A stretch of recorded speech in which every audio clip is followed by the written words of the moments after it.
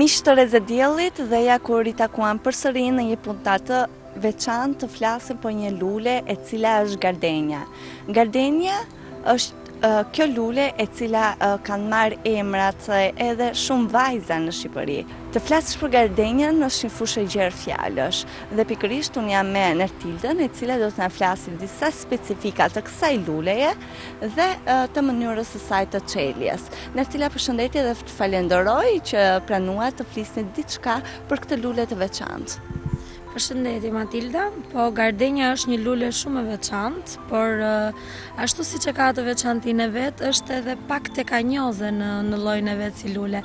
Është një lule që kohët e fundit ka pas pak vështirësi të përshtatet në Shqipëri dhe shumë nga klientët tona janë ankuar për mënyrën se si duhet kujdesur për gardenjen që të kenë një gardenjë të shëndetshme, të lulëzuar dhe gjithmonë shumë aromatike në balkonet e tyre, sepse ndodh që gjethet e gardenjës bien, zverdhen dhe shumë nga ato nuk e kanë idenë më të vogël se si mund të kujdesen që gjethja të jetojë sa më gjatë, sepse gardenia është shumë vjeçare dhe supozohet që është bim, jo supozohet, po është bim që është gjatë gjithë vitit jeshile, se si ta ruajnë gjethen jeshile gjatë gjithë vitit dhe pa u zverdhur, domethënë ta ruajnë nga kjo lloj dukurie. Janë një sër informacionesh zonjat që vinë tek ne dhe shumë të tjerë nuk është se kanë atë njohurinë e dur, por që do të mundohemi që sot t'ua shpjegojmë. Gardenia është një lule e cila ri gjatë gjithë vitit jeshile, domethënë e ruan sistemin e saj gjethor. Është një shkure e cila mund të arrijë për masat e saj dhe në lartësinë e një peme. Është një lule që çel më shumë se një herë gjatë vitit në trëndafila të bardhë, shumë aromatik.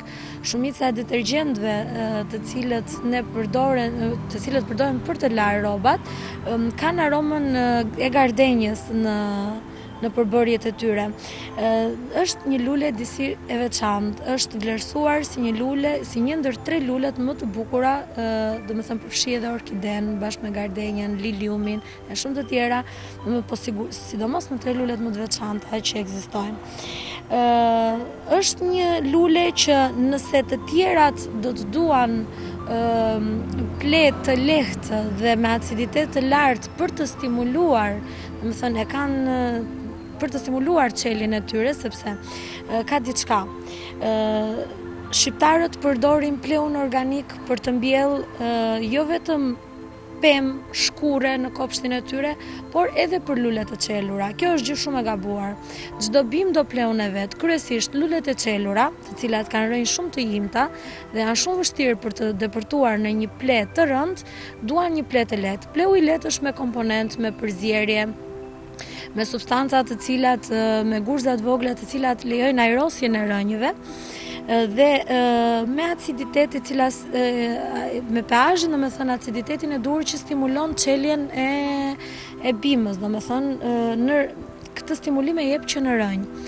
Gardenia e ka të domosdoshme dhe nuk duhet mbjell, këshill kjo, me asnjë lloj tjetër pleu përveç se pleh të lehtë, të paketuar, me aciditet të lartë. Këtë gjë e ka shumë të nevojshme, nëse të tjerët e ka të domosdoshme, nëse të tjerët e kanë si një stimulim pleun me aciditet lartë, gardenia e ka të domosdoshme.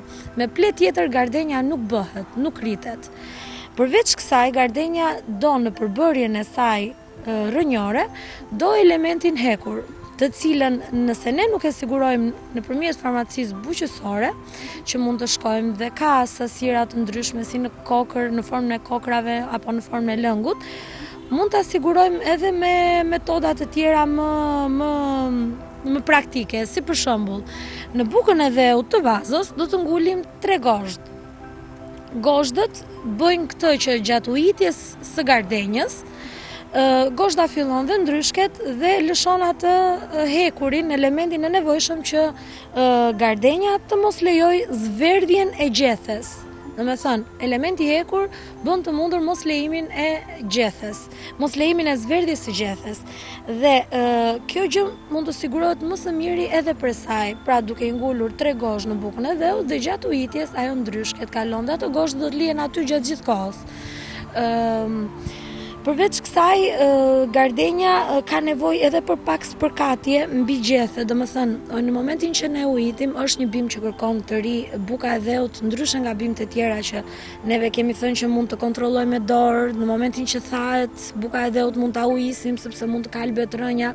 Gardenja e kërkon që buka e dheut dhe vendi ku do të jetë e do të lagësh gjithë kohës, por jo të lagësh në atë formë dhe në atë masë që të arrijë në kalbëzim rënje. Do me thënë, nuk tharjen në bukë dheu, gardenja nuk e do. Nuk është bimë që e do lagështin. Dhe përveç kësaj, duhet që edhe ta spërkasim përsipër me një nga këto të cilat na shërbejnë për të ujitur. Gardenja cilësohet si lulja e cila i reziston të gjitha stinëve dhe është lule shumë vjeçare, siç ju përmendët. Të flasësh për gardenjën është shumë. Do doja të specifikonim një këshill të veçantë për pjesën e temperaturave të saj. Flasim në sezonin, jemi në sezonin vjeshtë-dimër dhe të flasim pak specifikisht çfarë temperature do gardenja dhe ku mbahet në ambientin e brendshëm apo në ambientin e jashtëm të shtëpisë tonë. Temperaturat, mua do më pëlqen të isha pak më praktike, domethënë në lidhje me këtë gjë. Gardenja është një bimë që nuk është se do diellin gjatë gjithë kohës t'i bjerë përsipër. Domethënë, gardenja do të rekomandoj të mbaj brenda. Për te i xhamave sigurisht që do të rekomandoj. Domethënë, në një hapësirë, në një vetrat që ne do të kemi në shtëpi, ku dielli bie mbi xhama dhe mbas xhamave është gardenja, rekomandohet. Rekomandohet të mbahet poshtë tendave të balkonit, gjithmonë e mbrojtur nga dielli. Domethënë i bën mirë si bimë. Nuk është bimë që e do shumë diellin. Gardenjën nuk mund ta marrësh, ta mbjellësh në një lulishte që e ka diellin për shembull tetor mbi të. Domethënë s'është e lejueshme. Po, mund ta marrësh, mund ta mbjellësh dhe në një kopsht, po e mbjell në një pozicion të atill dhe në një vend të atill që nuk mund t'i bjerë dielli më shumë se sa 1 orë, 2 orë. Kjo është e lejueshme. Domethënë është bimë që nuk do më shumë hijen se sa diellin. Është bimë që mbahet dhe brenda edhe jashtë. Nëse do ta mbash jashtë, do ta mbash në hije, ndërsa brenda i mjafton çdo lloj pozicioni. Thash mund ta lësh edhe përtej xhamave që e merr rrezën e dritit, më saktë përtej xhamave në ver përsëri nuk mund ta lësh sepse bëhet një temperaturë shumë e lartë për gardenjën, por kryesisht në vjesht, në dimër, këtë periudhë mund ta lësh përtej xhamave. I bën mirë ajo ngrohtësia, ajo rrezet dielli. Ndërsa në ver supozohet të vihet në një qoshe tjetër, një ekspozicion ku nuk mund ta zër dielli.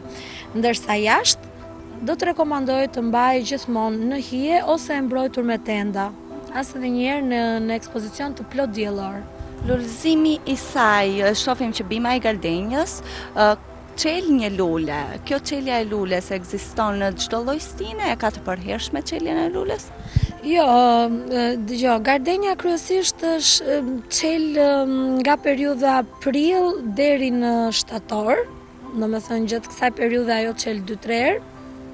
Dhe cikli jetës së gardenjës është që çel një lule nuk është se e mban më shumë se sa 14 ditë të çelur dhe në këtë lloj forme kaq të freskët, kaq të bukur, fillon dhe zverdh, e heq atë, e ndihmon sepse duke e lënë aty, ajo merr një sasi ushqimi të nevojshme, në momentin që ajo ka mbaruar s'ka pse të marrë ushqim, domethënë e heq, edhe për anën estetike duket më e këndshme, por atë sasi të nevojshme që mund ta marrë ajo si lule e mbaruar në këtë lloj faze, në këtë pikë, mund ta marrë gjethja ose një goxhe e cila po përpiqet të çel. Dhe bëhet pastrimi i kësaj. Çdo goxhe gardenjës ron gati 14 ditë, jo më shumë. Çdo lule që çel e gardenjës, më fal, e heq atë, fillon zverdhet. Në momentin që zverdhet, fillon kalon edhe në ngjyrën kafe, pastaj e heq edhe fillon një goxhe tjetër, çel një goxhe tjetër. Domethënë, çelja e gardenjës është një lule 14 ditë, shtia atë, çel një goxhe tjetër. Këtë gjë e bën nga prilli deri në periudhën shtator kryesisht. Por ndodh që nëse asaj pëlqen vendi dhe është një ambient që ajo e do, mund të çel edhe më pas. Me thënë, neve tani jemi për shumë tetor, dhe gardenia është ende e qelur, është ende në formë dhe po të shikoni me kujdes, ka ende gongje për të qelur. Ertila, unë të falenderoj që na shpjegua disa karakteristika të lules gardenjës dhe disa këshilla se si duhet ta mirëmbajmë atë brenda ambienteve tona të shtëpisë, por edhe jashtë ambienteve tona të shtëpisë. Unë ju përshëndes dhe takohemi në puntatën tjetër të ardhshme të flasim për lulet.